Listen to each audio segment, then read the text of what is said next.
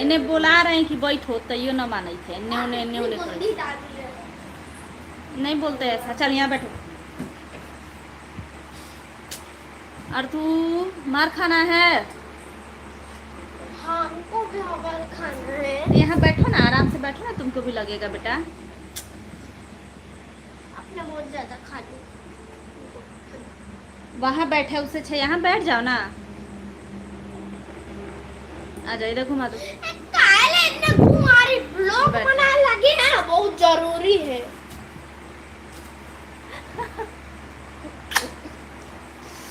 मोड़ूंगी बदमाश।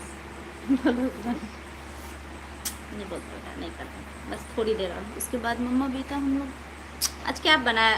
वैसे नहीं करो, ऐसे ना बोलता ऐसा कि तुम पागल जैसा करता है।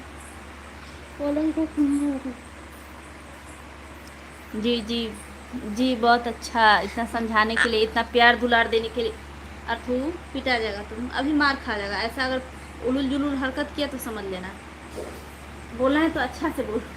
मुर्गा बना आज। अच्छा तो खाया है ना मुर्गा। ठीक। कौन खिलाया है? और कोई नहीं। आंटी।